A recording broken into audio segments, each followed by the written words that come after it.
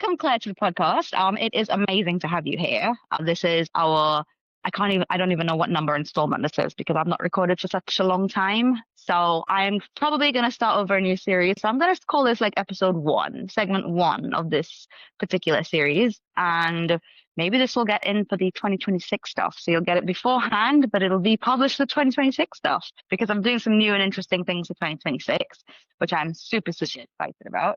So, but that is not what we're here about. Today, we're here about you. So I want to know everything. I want to know, I want to know everything, and everybody else here wants to know everything as well. So start with your name, where you're from, and tell us what it is. Yeah. Okay. Claire Wetmore. I teach financial literacy as a profession. I'm in Texas currently, but I'm moving to Florida next month, so that's going to change here. But I've been here for about 5 years, and I love it. But I'm ready for the beach and the sun and the sand, and to be 20 minutes from an international airport. Nice. I mean, I've got a thing. Those who are close to me know that I am an absolute sucker, and I have no idea why, but I'm an absolute sucker for a toxic, unwielding Texas cowboy. That with you know what I'm talking about. And I'm just like, why is this attractive? It is just no, but I don't know what it is. So yeah, I've got a soft spot for Texan cowboys apparently, but I'm with you on the sun. I can understand that after living here for oh my God, I nearly said 5 years. It's 9 years now for living in the UK. I'm originally born here, then moved out to the Caribbean when I was a kid, and then moved back here 9 years ago. And I think at the beginning, I was very much like, oh, I'll never move back. And I still won't move back to the Caribbean. I absolutely love it here. I love the fact that we can get different weather patterns. It's very boring when it's just hot all the time, which you probably are very well aware. So yeah, so tell me, financial literacy, how did you get into? I call it fate. I used to be a welder, and I used to ride horses professionally. And so riding horses professionally is what brought me to Texas, actually. Originally, I'm from Vermont. And so I've had a world of different cultured experiences, but I've yet to come to Europe. I've been to Europe, I've been to Italy, but I've yet to come to Great Britain. So I'm excited. I'm going to be doing that soon. Amazing. That sounds incredible. So, I mean, how do you get from being a horsey girl to going into financial literacy like that? They are like the two completely opposite ends of the spectrum. Like, yeah. So like you're super like physical, and on the other hand, it's the all numbers. And I mean, I've worked with horses, so I know how wonderful and stubborn and entertaining, and they're like half a ton of suicide machine. Pretty much sums that up. Yes, it's a great summary. The number. I was like most people, and I was taught to go to work for somebody for the rest of my life, get a good job with them, job loyalty. They took care of me when I retired, yada, yada, yada. But something in me said that wasn't really the case. And so I kind of went off and did my own thing. And then I ended up moving to Kentucky when I was 23. I ended up leaving Vermont, getting off on my own. I realized how hard the world is without your little security blanket. I had no family, no nothing. I just took off. And then I ended up moving to Texas in the end of 2020 to ride horses professionally. And that was a dream come true. Like you, I'm Texas Cowboys. So I got into cutting horses, went traveling, rode professionally. And then I realized about a year and a half in that was a very, very, very hard career. It's a lot of work, very little pay. They work you 80 hours a week. You live there, you breathe there, you eat there, you never off the clock. And you have to love that. And I realized very quickly that it just wasn't what I wanted to do for the rest of my life. I had hit the proverbial ceiling. There was no growth. And a lot of those people were very toxic. You drank all the time, you partied all the time, you were high all the time. That was the life. And something in me said that wasn't what I wanted to do for the rest of my life, but I didn't really at that point know what. So I bounced back and forth between welding and riding still. And then I ended up, one of my friends who I'd known in Vermont actually got a hold of me and mentioned that she had a company that taught financial literacy. And I was like, my financial literacy was my dad telling me that I needed to save money and that credit cards were bad, which is kind of useful, I suppose, but it's very vague. Yeah. So I mean, I can completely understand, because horses are your passion and you really, really love to stay in that sphere for your entire life. It's not a job, it's a lifestyle. It's not something you can switch off from. It is, and horses are expensive. They are they are assholes. I'll say it. There's a reason why they say you can drag a horse to water, but you cannot make it drink because they are stubborn. They're really stubborn, and you're working with them. And sometimes it is incredible, especially if you're breaking them in. It is incredible to, eventually break a horse. Like you're getting somewhere with this incredibly stubborn animal. It is something that, unless you have to really accept that that is what it is. And I completely understand that because I wanted to work with animals as well when I was a kid. I wanted to be a veterinarian or a forensic pathologist when I was 6. Okay. It was That's one cool. or the other. Um, it was one or the other. I either wanted to work with animals or find out why people died. I don't know how I knew about that stuff when I was a kid, but hey, I knew. And all I knew is that's what I wanted to do at some point. But the interesting thing is, like, at some point, like you kind of figure out like whether or not is this really for me? Is this something that I want to spend the rest of my life actually doing? Like, am I going to be happy in this thing? And you figured that out. You realize you won't be happy in that. You realize that you wanted something more from your life. So this friend of yours that did financial literacy, like, what was that? Tell me about that journey. Tell me about that movement from being with very little financial literacy in that terms, or what the advice that your dad gave you was solid advice, by the way. Like, It save and was. stay with your credit cards. That is solid advice. So yeah, I'm not going to knock that because I think that's the absolute basic of financial literacy and some of the most important things. Yeah. Tell me about that turning point. Like, what made you, what was the final thing, the nail in the coffin per se for that career point, but also how did you feel about that movement from one to the other? So, as usual in life, it wasn't a linear kind of line. It was definitely a lot of back and forth decisions. At the point where she had contacted me, I was still writing and I was still loving it. Until I got the information myself. I said, oh my gosh, yes, I need to know. I need to build on what my dad told me instead of credit cards are bad. They're not necessarily good or bad, but how you use them is. So my education was starting to grow.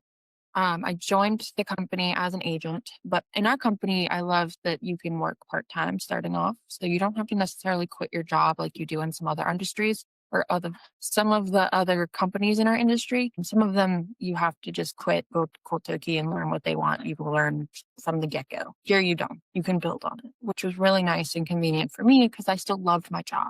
Going down the road forward, I had quit my job there and gone back to welding for a little while. And it was probably about a year and a half in, and I realized that I did like welding. I did love horses. But there came a day when I realized that I wasn't doing anything for the greater good. I was just working, just getting by. I was just going to a job, waking up, going to a job, working there 8 hours, going home, praying I got some overtime so I could make more money, and then doing it all over again every day, like waiting for the weekend. And that just struck me. I remember the day, it just struck me as odd. It's like, what am I doing? Why am I creating this loop every day, every week, every month, every year, and telling myself this is life? I want to go places. I want to explore things. I want to help people. I want to take tomorrow and say, I want to go see my friend Desiree in England. Okay, buy a plane ticket. Like, that is life. That is something worth striving for. And it didn't happen all at once. It certainly didn't happen the next day. But that was the day I decided that this was going to be a transition for me and that financial literacy in my company was going to get me there. It was going to help me grow. And at that point, I'd been working on personal development for about 6 years. I started out listening to Jim Rohn. I don't know if you've ever heard of him. He's amazing. He worked with Herbalife, but he taught leadership. So then it progressed, and I realized that there was just so much more to life than just getting by, and that it was actually possible. Most of the people that I work with, they aren't bad with money. They're responsible. They pay their bills. They're working hard, but they don't really feel safe or clear, and that is always a tension hiding in the background. They work too hard to be just getting by. And I understand that.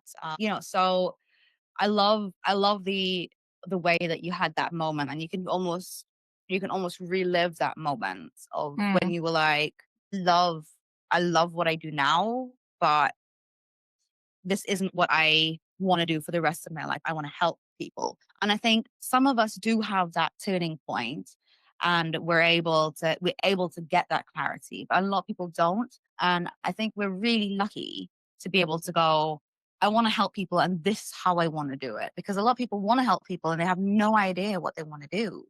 And absolutely. we are quite blessed to be able to figure out, you because you could have gone, I want to help people, but what do I do? All I know is professional horse riding. All I know is Mhm. professional is the horses of profession brain. Really, we're gonna go with that, all right? But seriously, it's like, if that's what that's what you know. So it's really interesting how things happen, because you're basically given this opportunity by a friend, and you were like, your brain just put two and two together. I'm like, that's an idea. That's interesting. I like that. And you were brave enough to go into a space that you weren't ever in. Mm, And you were lucky to be able to do that part-time. So you're able to kind of dip your toe in the water for a bit and think, okay, let's try this a little bit. Let's see how we get on with this. Let's see what it feels like.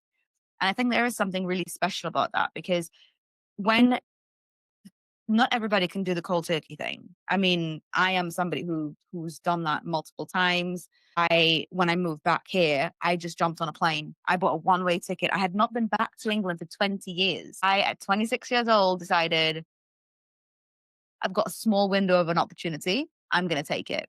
I bought a one-way ticket. I sold my washer dryer, and there was something else that I sold. And I was like, right, let's go. I bought a one-way ticket. That's what I did. And it was hard. And boy, I'm like, I'm not going to do it again. Honestly, I'm not going to do it again, because there's so much isolation with that. I moved to a cold, different country. I moved to somewhere where, you move from Vermont to Texas, and, you lost that immediate social circle when you're growing up, those people around you, that familiarity, and it's a different culture.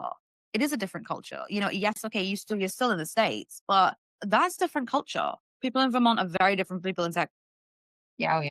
Oh, yeah. Thank So you. I commend you for that. And that is also a note for everybody else who is listening as well. And if you're thinking about going into this stuff, if you think you've got it in you, absolutely do it. So how long have you made this jump from one career to another? I started this company 5 years ago, but I've really only been doing it probably about 3.5 years, I want to say, full time ish. I do agree with you right there. If you feel like this is something that you can ever do not hesitate to go for it, because it might take a while. I mean, they say it takes 10 years to be an overnight success, but Yeah. it's 100% worth it. 100%. So it's been about, I don't know. I'd technically say it's been about 3.5 years that I've been full time doing this, and I've been growing the whole time. Obviously, you never stop growing. Hello, Patsy. She agrees. Yeah. I don't want your opinion, miss. We don't want your opinion. Thank you. So yeah, it's probably been that long. So we know kind of your story behind your business. We know why you started your business. What kind of clientele are you looking to work with? Yeah. So what I really do, um, the title, I guess, is financial planner, financial literacy. But what I really do is I slow things down for people and help them see their whole financial picture clearly, without shame, without pressure, words today, and without jargon. So once things are clear, we really build simple decisions that stack, so are not constantly second guessing or living in like financial whiplash. The clientele I'm looking for are really people who are responsible with their money, but they really feel like they're kind of stuck, who want to stop guessing, stop bracing, stop carrying it alone. Because a lot of people don't talk about money problems because they feel like they're the only ones experiencing them. It is 100% of, Yeah, so I, as I far agree as, with you on that. It is a worldwide thing. I get a lot of messages from people saying, "Oh, you're so lucky to be living in the UK." Because, as I said, I grew up out in Trinidad, and I'm like, I don't know, because you can get cold here, you can die of cold, and yes, people who are living on the breadline, that does happen. I wouldn't necessarily call it luck. I would say that there are more support services here than there are in the Caribbean. But again, I grew up thinking you don't work, you don't eat. That's my work ethic. So I'm all about that hustle and grind until you make it. And then, you can be more relaxed about it after. I completely agree with you, this being a worldwide problem. You have no idea. Like, I know some people who are millionaires on paper. They are cash poor. They're asset rich and cash poor. So, like, they might have the big house and the fancy car. They're driving around in a Porsche, but they're worried about money just as much as some people who are like a family of three are, or a single mom is. Like, don't look at people who have stuff and think that, oh, well, they're well off. Doesn't look that. A lot of it is smoke and mirrors. And a lot of what we do is smoke and mirrors. And I talk about that quite a lot. And I think for 2026, I am going to be pulling the curtain a little bit, because a lot of what we do as brand people it is smoke and mirrors. We put the makeup on and we put the nice clothes on, and we go out and we present ourselves, because nobody will hire you, or at least we're of the mindset that nobody will hire you if you don't look the part. So you have to look the part in order to get the contracts, kind of thing. And we need to start breaking down those walls, because not everybody can do that. And a lot of talented people out there are losing out because of, the fact that they just don't know how to play that part. I'm lucky because I've always been in branding some way, shape, or form. You probably know that from working with horses, because when you have to do dressage, that's a whole other thing. And you have to dress the part as well. You work in a certain way, and there's all sorts of things that come with that kind of, and it's all personal branding. That plays a massive role. But again, just because your personal brand is up to scratch, it does not mean that you're not worried about bills that are coming for you, because the bills are always going to come. Right. And as you grow, the bills get bigger. And I've what do you call it? My sense of being and my sense of who I want to help has kind of evolved in the last 3 to 5 years. Whereas I can help everybody, but I really want to help those who are afraid that one bad year can undo everything. The people who are like worried about their kids inheriting stress instead of freedom, and who feel like one day they're going to wake up at 55 and then realize it's too late to fix. I see it all the time. People are getting ready to retire. They think that Social Security and their pensions are going to take care of it. And then one day the money runs out. And now they're 80 and they have to go back to work. That is a very scary reality for a lot of people. My goal is to prevent that as soon as possible. As soon as you feel like I guess I help people understand the problem, face it, because the first step to fixing the problem is realizing there's a problem, right? So we realize the problem, we state the problem, and then we go forward. There's no stress, there's no jargon, there's no judgments, there's no, I'm going to handle your money for you and take it and then buy you assets, like you said, and then you're not going to have any cash. No, we teach people how to have an emergency fund. Do you have 3 to 6 months of your income saved in the bank, preferably in a high yield savings account? So you're getting money for it, ready to go if something happens, if you lose your job, if the car breaks, if possibly you lose your job. I'll put my hand up, because I've had a rough few years. 3 years ago, I had an autoimmune flare up. Then my partner and I had a really bad split this year. The last 3 years have been absolute hell, and I've not been working really. So I'm glad that savings have held up, and somehow I've managed to make it through. Yeah, I have no safety net at the moment. And guess what? I'm not panicking. I'm not panicking, but I am worried. Of course I'm worried. I'm thinking, I'm one wrong move away from it all falling apart. But that's because I don't have a safety net at the moment. So I completely get it, completely understand that. But again, I think as well, with me in particular, I do actually work. My best work kind of comes out in situations like these. It's so weird when my back is against the wall and literally I can't fall any further. You can't fall further than the ground, right? I can't fall any further. And I'm just like, this is where I just springboard and things go really sky high. I mean, this is kind of same situation I was in nearly a decade ago. I worked my way out of it. So here I am again, working my way out of it. This time I'm just doing it in a very, very public way. because I want people, I'm sharing that journey. As I said earlier, I am getting rid of the smoke and mirrors so that people can actually see behind the scenes what actually happens when you have in business, because a lot of people don't know. They all see the success, they see the fancy cars, they see the big house, they see children going to private school, but they tend to forget the stress it is when you open your own business. And there are two things here. We're now living in a world that is moving towards people becoming more and more self-employed. More and more people are feeling unwanted at the office, and they're feeling unfulfilled. There's a lot of unfulfillment. There's always been that, but I don't know if it's social media, whatever it is at the moment that's actually pushing a lot of people to realize how unfulfilled they're feeling. Because I do know that, say, 20 odd or 30 odd years ago, there were people who were doing jobs, they'd go to work, they'd get the job done, they'd come home, right? They'd live that life. And there's nothing wrong with that life at all. It's traditional, it's honest, you're doing your thing, you're providing, right? But I don't know what it is with now, where there's so many more people that are working in an office and they're doing the thing, but they're also realizing that they're just not fulfilling their own purpose. And I don't know if it was social media, if it's media culture. I have no idea, because I haven't really delved too far into it, as to the reason as to why we're suddenly as a global community thinking about, what is our role on earth kind of thing. Because I'm pretty sure there were a handful of people that did think that 20, 30 years ago, but not on this scale. I've never seen this many people I've been doing this for 19 years now. I've never seen this many people who are moving into opening their own business. It's more and more. And it's the reason why we built Nexus, because Nexus is the thing that kind of supports those people who have to bootstrap.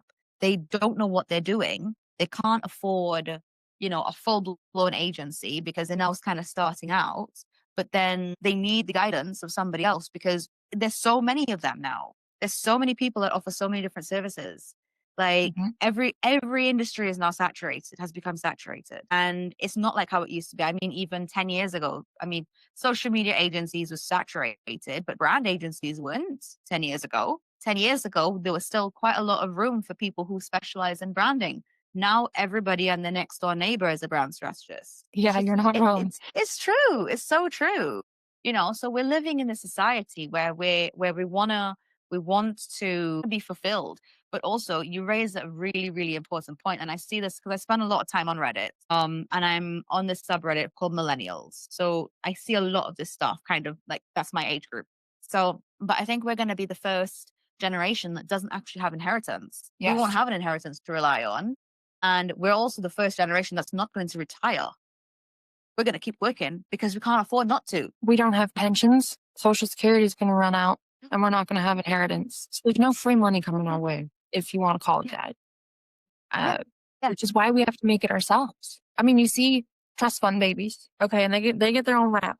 They get the rap that they get, but love them or hate them, they got money, and it's what they do with that money. But we need to be the ones to break that generational curse and give our babies trust funds. Yeah, I want people to understand that estate planning doesn't matter how much they have an estate.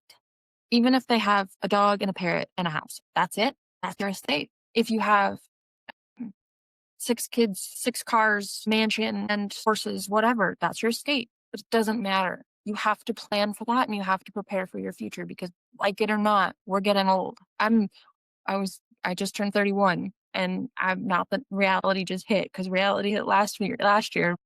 Like, we don't think this far ahead because it feels too far away. That is correct. But we can't afford to not to as a generation. Not to. We can't not. I mean, I'm 35 now. 36 next year. Oh my God. Imagine in like 5 years, I'm going to be 40. I was interviewing someone and she was 17 or 18. And I just stopped. Like, I actually pulled over because I could not contain myself, because I realized in 5 years I'm going to be 40. And I'm like, where did that time go? I was just 26, 27. Where did that time go? It blinks like that. And a lot of people, because I've got a lot of older friends as well, and they all say this time between your 30s and your 50s goes like that. We have to, in our 30s is when you really, really need to start thinking about this stuff. And you're absolutely right, because we are going to be We're not going to have that. We're not going to have people, our parents are going to be working. Our parents aren't going to have anything to give to us because they might have just enough to get them through. But what are we going to do when we're 80? Right. There's not going to be anything for us. And I also want to just kind of expand on the fact that depends on obviously what kind of relationship we have with our parents too. But we're going to have to take care of them. Yeah, and I mean, I'm all it's for true. it. Like I plan in the next 5 years, I plan on having at least $3 million to my name. But that being said, I want to make sure that I take care of my dad. That was one of the reasons that I realized that I needed to get rich. And I don't mean rich in the fact that I have a nice car and a nice house and 3 places in Monte Carlo. I mean, I have wealth to my name. I have money that I can. You need to be cash rich, not assets. Yes. That's what I was saying earlier. People out there who are asset rich. I know, look, people like Elon Musk and Jeff Bezos get slammed on all of the time because they're billionaires, right? But a lot of people don't understand how that money works. They do not have $1 billion sitting in a bank account somewhere. No. They don't. They're asset rich people. Okay, yeah, they've got a few $100,000 that they can burn and it won't hurt them because they're billionaires. They'll make that back in next hour. But the thing is, they don't have that money just sat there so that they can go donate it to something. It's inside of all of their companies. It's because of the valuation, but that money doesn't actually exist. And the other thing is taxes. You really need to understand how taxes work because they don't pay. They pay tax. Don't get me wrong. They pay a lot of tax. However, they don't get slammed on the taxes like we do with a paycheck because their money is in their systems. Their money isn't theirs. They have access to it, but it's not their money on paper. No, it's not. And understanding how to play that game. That pay as you earn tax is almost, I think it hurts so many people because I know people who are making like somewhere between 80 and 120 grand a year, right? Now that's not a bad salary when you think about that. That's all right. That's happy, yeah. But the second that you make over 40 or is it 40 or 50 or 1,000 here? I can't ever remember now. But as soon as you hit that bracket, that tax bracket, you're paying 50%. It's nearly half of your money is gone in taxes because you earned that money. So now people who are working have to be a little bit more smart about how they're job hunting. It's the same thing like what I do. I don't pull a salary out of my company. The company pays for everything. Don't pull a salary out until it's reached a certain point where it's healthy enough where I can. Then okay, I'll do that. But until that point, I'm not going to do it because I'm not going to give that 20% of the company's going to lose some of it. And then I'm going to lose some of it on the other end. It's expensive. It works out to be expensive. So you have to be super strategic about this. And you have to think about how can you make the most with your money without it being basically sucked by the state? Because yes, we know we need taxes because the taxes are what fix our roads and keep our healthcare in check and all of that stuff. However, I'm also very much aware that there are lots of people out there who are not paying taxes, are not paying enough taxes, not paying taxes on what they should be paying because there are a lot of cash-only businesses who run under the radar. There are lots of problems in the world, right? Me paying 20% today is not going to solve all of those problems. So, but what it can do is it can mean the difference between me adding an extra 10% of that revenue into advertising, which will then grow my company by another 10% in the next 3 months. Because that's what that means. That it's tangible. That money is tangible for us. Do you play chess? I could talk all day long about this. Sorry?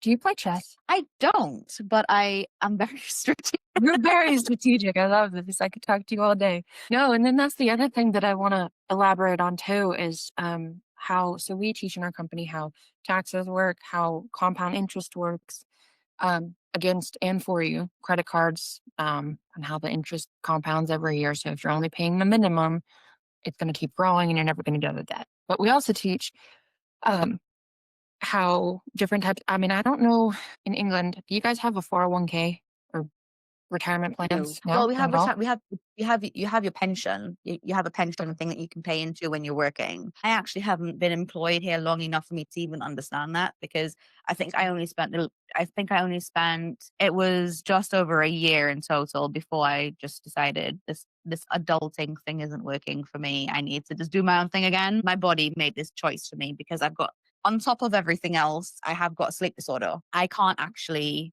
like, I get my best sleep between 6 and 9 a.m. My restorative sleep happens then. That's when you need to be in the office. So if I Right. spend a lot of time awake during those hours, it's not immediate, but after months of doing that, it does impact me. And then I end up getting really sick and I have an autoimmune flare up and then it's a whole thing. And then I'm out of work for like a year. So Yeah. it's, yeah. So I've just decided, you know what, I'm just going to keep building my business around my health. And that is another thing, working with a chronic illness, because that's another thing that's really, really cropping up recently. I'm hearing a lot more people talking about having chronic illnesses, things like long COVID, fibromyalgia, chronic fatigue syndrome, people who are, medically, like physically and mentally have disabilities. I've got ADHD.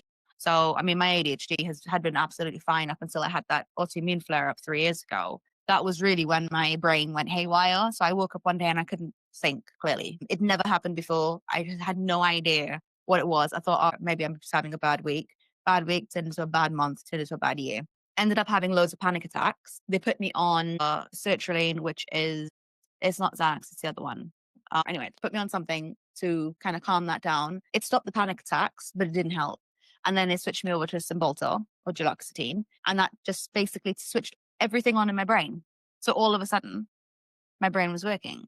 And it turned out that I've been having adrenal burnouts the entire time because my immune system is overactive. So it's basically putting loads of pressure on my adrenal glands. And that's why my body is not producing enough norepinephrine or enough dopamine, because I was getting like low blood pressure. It was like loads of stuff happening as well. And then when I kind of look back at it, I'm like, that's why I wasn't depressed. I was just burnt out. Yeah. So yeah. And then I it's do. the And process it's of going fixing that. right. Yeah. And you have to figure out what's going on. And then it's like kind of patterns. And that's a Yeah. process. That kind of goes back to the topic that you were saying about how people are transferring from jobs to entrepreneurship. And I think people are they're finally understanding just that.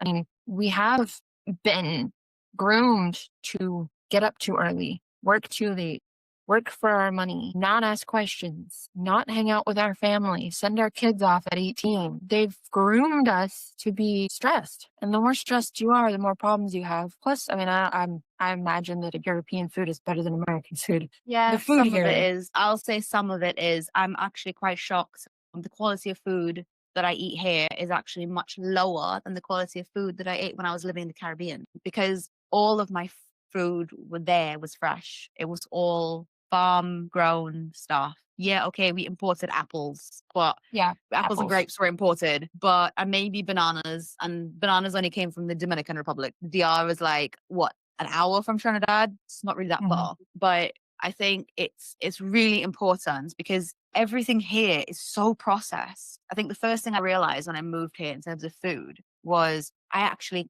have a dairy allergy now. So Mhm. that was the first thing. I'm allergic to milk. I cannot have any dairy products at all. If I do, with that autoimmune flare up, I used to get hives. Now I'm anaphylactic.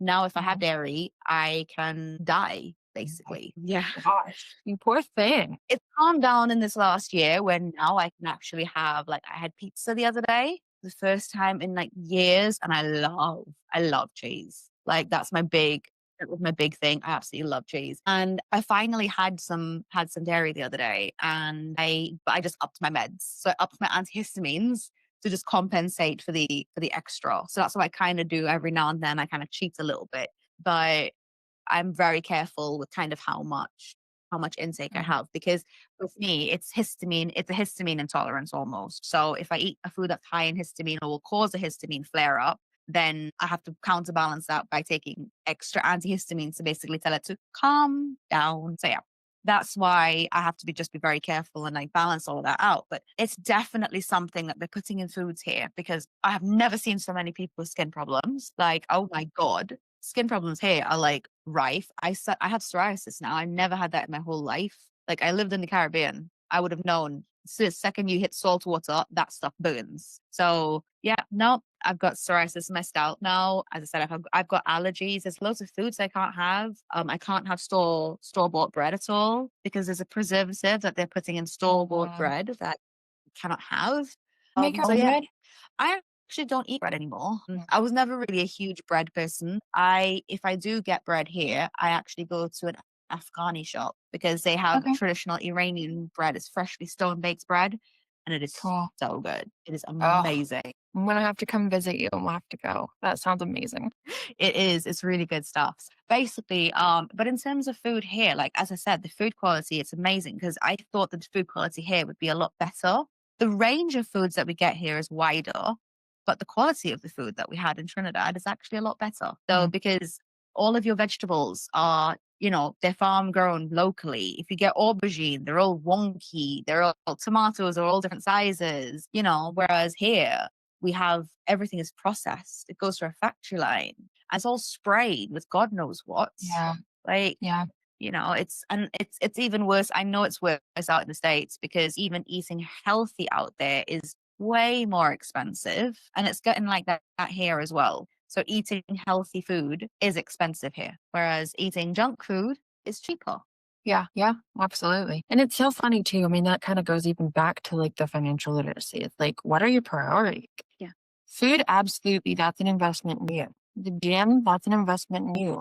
Like buying books and podcasts and curriculums to like up your system, up your knowledge, because knowledge is something no one can ever take away from you. So that's an investment in you. So it's kind of just a balance of priorities, really. What is worth spending money on and what is worth maybe not? Yeah. I mean, I drink a lot of coffee. I don't drink instant coffee because it gives me migraines. So I will spend the money to buy Italian coffee beans to grind, yeah, and have fresh coffee because I drink a ridiculous amount of it.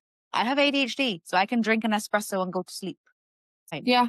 I don't have a problem with caffeine. Caffeine is just like, yeah, it's all right. I can do that. That's nothing. Nothing makes me hyperactive. So like no chemical can stimulate me enough. It'll probably stimulate me enough to wake up these days. But yeah, I completely agree with you. I tend now to eat very specific things, but they're high quality. So yes, I will spend extra money on getting the right type of milk or the type of like oat milk.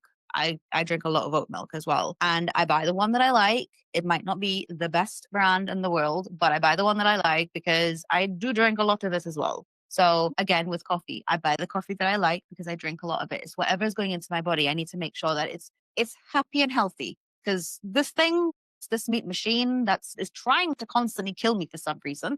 I need to make it happy. Because it's always like, it's like one day I was allergic to grapes one day. 2 weeks, I couldn't have grapes. Grapes were suddenly spicy in my mouth. I was like, well, that's new. Yeah, just 2 weeks. Green grapes, I couldn't have them. It was absolutely bizarre.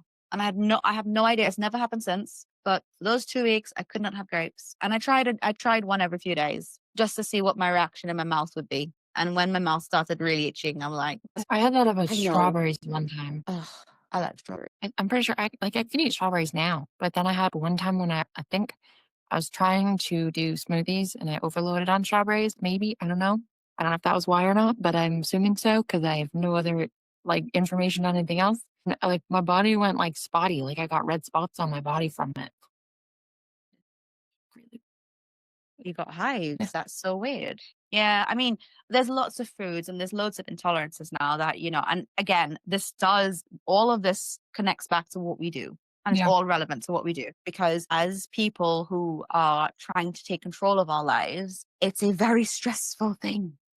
It's very stressful. So you put a lot of stress and strain on our bodies because when you go to work, you go there, you do your job and you leave, right? When you run a business, you do the thing that you're good at and you also do the accounts and you also do social media and you also create content and you also have to talk to people and you also have to chase invoices. Do you know what I really hate doing? I hate chasing invoices. I really hate doing it because I shouldn't have to ask you. I've already sent you an invoice. Just pay it.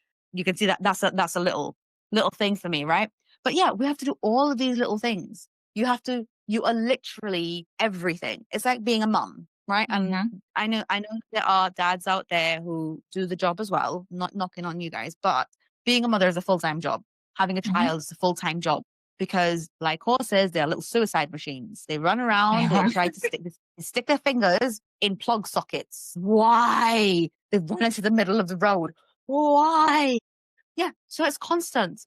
and you put all of the strain on your body. So imagine then you have kids, you probably have a pet, you're probably sane enough to not have kids and a dachshund, because I thought that would be great. And no, it's honestly, it's like having a 4-month-old baby, 24 hours a day, 7 days a week. She's attached all the time. And if I'm not entertaining her, it's whining. Honestly, she's 18 months old, not 18 months, 13 months now. So she's still a baby. She's a baby.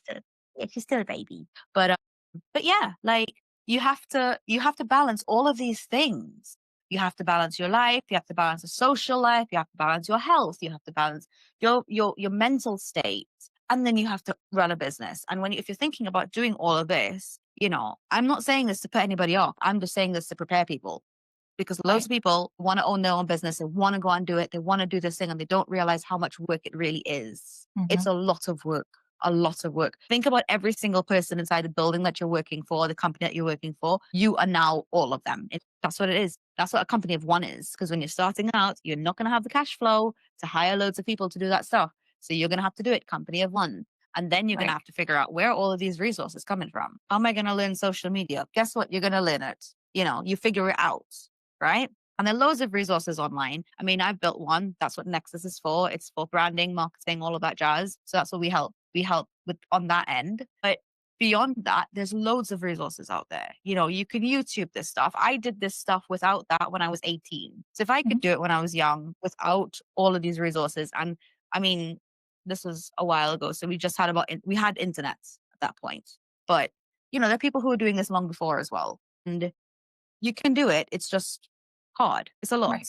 Coming back to the food thing, you need to be careful about what you're putting in your body, because you have to perform now. Your mind needs to be like athlete level. You have to feed it. You have to feed your body like you're an athlete, because this is going to be a bit of a trick question. So if you had unlimited resources, unlimited money, unlimited time, unlimited people, what world problem would you solve? I love this question. It's one of my favorite questions to ask. It's a great question. So many things that I want to do. But the narrowing down of it is what I've been hungry to figure out what the root of the problem is. And I've been chasing that for years. I guess what I've come up so far is mindset. I would change the way people think about themselves. I would change, because I believe that in order to be, I guess, healthy as a whole, you need 5 things. You need to be mentally, physically, financially, spiritually, and emotionally healthy. If you have one of those 5 things that are imbalanced, suddenly you don't have finances. Well, your finances don't matter if your health is shit. Sorry, crap. If you're not emotionally stable, you can't function in society. None of them matter. And so I think the root of all of this is just our mindset. What narrative are you choosing to believe about yourself? Are you believing that you are powerful and possible, and you can go do things, and you can help people, and you can give back to the world, and you can change your generational curse? Or are you telling yourself every day that life is crap and this sucks and I don't want to wake up every morning and I don't know why? What's the point? This is just how life works for me. Are you learning how you learn? There's definite ways on how we learn, and they're all different. I feel like the way you learn and the way I learn are similar already just from this conversation, but there are people who I learned the other day myself. I'm a pattern recognizer. I never knew that was a thing. Pattern recognition is a thing. Never knew. I see it all the time. It's the main reason why I track what I do during the day. I'm completely time blind. So I need to diarize everything. I talk a lot about this on Nexus as well, but I have to diarize every single detail of my day. I need to write a list out, and my calendar becomes almost like my PA telling me, okay, you do this next and you do this next, because my brain is so focused on the shiny things around me that I need to bring it back into focus. Otherwise, like today, I just laid down because my room was dark earlier today. I woke up at 8 and then I went back to sleep. And then I woke up at 10 and it was still dark. So I went back to sleep. I woke up at 12 and I looked at my clock and I was like, why am I still asleep at 12? Do you know why I'm asleep at 12? Because I have blackout curtain. So my brain went, it's dark, therefore sleep. And I'm like, my alarms have been going off all day. And I've just been putting them because again, sleep disorder, right? I call it the sleep goblin, where sleep goblin version of me gets up, looks at the alarm and goes, nah, turn that off and go back to sleep. I have done it so many times where I've got an important appointment and I've told somebody to, can you please wake me up? And I told them, oh no, don't worry, I've cancelled it while I was asleep. Wake up like half an hour later, screaming at them, asking them, why didn't you wake me up? And they're like, we did. You said it was cancelled. I said, no, it's not cancelled. Why would I say that? Sleep goblin. You do not trust the sleep goblin. The sleep goblin only wants to sleep. So there's so many little things, but I'm completely time blind. So I've got to diarize everything. Because if I don't, I get completely lost. Now, in doing this, what I've started doing is putting a little red X next to things that I've not done, and putting a green tick next to things that I have. And then I look at my calendar and then I scroll, because that's when I can see patterns. I'm seeing that in the mornings, I'm not getting this particular task done. Why am I not getting this one thing done? Is it boring? Is it just not the right time of day? Is my brain just not ready to engage in that yet? That's how I figured out that doing these podcasts for me in the evenings is so much better, because I work better from 2 p.m. onwards. 2 p.m. is when my brain wakes up. So I'm thinking that my brain is actually, my brain actually lives in Vermont. I might be physically in England, but my brain is in Vermont. I work on States time. I don't know what it is. Yeah, I mean, I live in the States and I live on state time. I mean, I don't even, I'm with you. I don't love getting up in the mornings. I'll wake up when the sun does, not before that, unless I absolutely have to. So my brother, he lives in Holland. Yeah. And I'm really excited to go see him, because then I'm on your time and I can. That's amazing. No, seriously, it is insane, because that's how you figure things out. So the pattern recognition, it's a natural thing. And once you start seeing it in your life, it's like pattern recognition has helped me figure out things that were wrong with my body, things that were wrong with my productivity. It's also figured out things that I can do better. So that's where I find my peaks and troughs, because I see patterns and I'm like, wait, yeah. And the reason why I decided to start doing Nexus 3 years ago, which was even before my health scare, but 3 years ago, I said, I'm going to have to move my agency. I'm going to have to change what I'm doing as an agency and shift into consulting. And I'm going to have to do small subscription consulting, because that's the way the world's working. And guess what? 3 years in, that's exactly where we're headed, because there's more and more AI software out there that people do not know how to use properly. There are more and more things out there that it's just so noisy now. And starting out a business is really overwhelming in and of itself. And then you step into this noisy room and it's just like, whoa, hold on. What software do I use? What software do I use for accounting? Like that in of itself is a whole rabbit hole. And that's just one thing. So then you add every sector of business onto that. And you're like, this is just insane. How does anybody do this? Because you're suddenly overwhelmed. So it's interesting how, as you said, how our brains work and how we're wired, because pattern recognition is probably the reason why he works with horses, because they recognize patterns. That's how they learn. They learn through repetition and pattern recognition, which is very, very interesting that, you move career from one thing into this and now you can see patterns. Money is about patterns, because you look at somebody's finances and you're like, that's a pattern of bad spending and that's where you're losing your money. That's the hole in your bucket. I love that too, because at the end of the day, it is about where are you slowly leaking energy and money.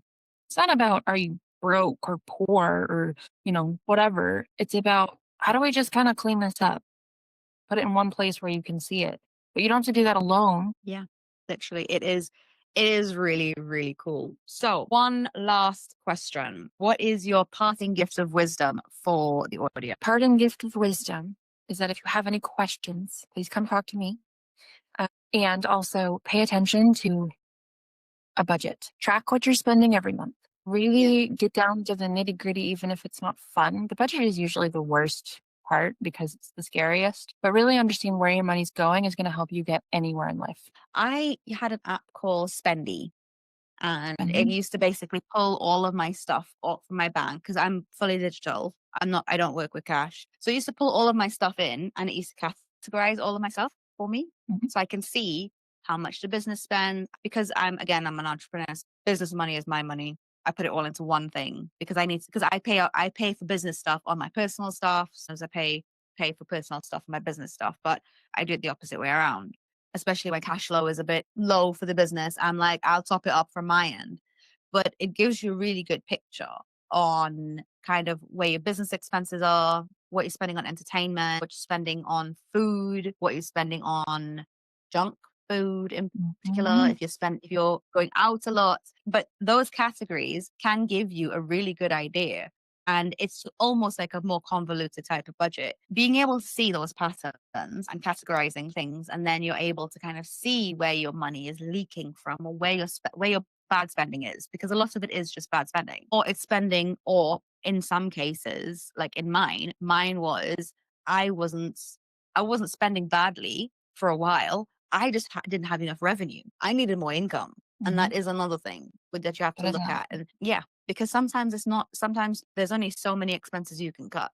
Right. You know, I mean, when you get to the point of saying, okay, well, how much electric am I spending? That's when you know you really need to look at your other forms of income. But you're absolutely right with that. The budget is a scary thing, because now you're putting it all on paper and you're like, oh my God, how am I going to track all of this? But there are loads of apps out there that can help you, especially if you are digital. There are apps that are out there that you can use that will pull all of the information automatically, so you can actually see where you're spending that money. And it's a really handy tool, because again, you can kind of map it out and go, okay, so this year I spent 20% of all of my money went on fast food. Whereas that money could have, if you put that money into real food rather than spending it on fast food or a gym membership, where would you be today after a year? Right. So it's all of those little things, and these are things that I think we really should be teaching in school. Oh, 100. One of my big goals in life. Trigonometry hasn't helped me. I know. I don't know the square root of pi. I don't know when I've ever used that. I just cut my pies and just eat them off the plate. I mean, exactly. They're good in my belly. So one of my big goals is to be able to create a school for entrepreneurs, starting out as young as 18 and on, to teach people adulthood 101, like right after school. And maybe, for those people who don't really necessarily want college as their next step, which that's becoming very debatable too, if college is the next step. Oh, yeah. How do you be an entrepreneur, and how do you do that the correct way, and what is the correct way for whatever you want to start? Because there are fundamentals, but then there's also specialities. And yes, she agrees. See, she's smart. Your dog is very smart. Yeah, he is very smart. Like, just saying, good. So I absolutely love that, and that we have a shared vision on that. So I am definitely going to be having a different conversation with you about that entrepreneur school, because that is something that I already have in my pipeline. And it's stuff that I'm already moving forward with. So that is definitely something that we can probably work on, because I always say, rather than competing and having to work hard, why don't you work together and work smart? Because guess what? Right. I am not a finance person. I do not like numbers. You might not like branding and marketing. I can do one thing, you can do the other. Everybody wins. Exactly. More business people need to think like this. They're so used to working in their silo, and they don't want anybody else in. They don't realize how much they're hurting themselves. Because if you have different streams of things coming in, so you work on this project with that person, you have a few things cooking on different plates, spinning your hot plates, right? You're gonna be fine, because you have different streams of income. Right. And that's how you do it. That's how you do it. Anyway, we need to wrap this up. It has been amazing chatting with you. Honestly, like, this is not the podcast that I was expecting to have, like, my breakthrough first podcast, but I'm so glad that it was you, because, it's been very relaxed. It's been such a great conversation, and we connect on so many levels. It's really interesting, and it's really lovely as well. So thank you so much for coming on the podcast today. And I will, for those who are listening and they want to chat more with Claire, I will leave all of the information to get hold of Claire on the show notes. But thank you very much for coming today. It was good to see you, and happy holidays. Yes. Merry Christmas. Happy holidays. Oh my God. I completely forgot. Do you know what? Because I'm not feeling Christmassy, like, I do not have a single Christmas decoration. I'm so bad. Like, this year, I'm just like, no. Because it's just me. I'm like, me and the dog's probably not going to want it anyway. She's just going to bark at it. So, but I've not really been feeling Christmassy this year at all. I keep forgetting that Christmas is literally like days away. So yeah. Thank you for reminding me again. Absolutely. Okay, it has been amazing chatting with you. So we will chat again, and definitely we will be speaking again about this entrepreneur school because, yeah. So you'll get a Awesome. WhatsApp from me in a minute. Okay. Everybody, stay tuned.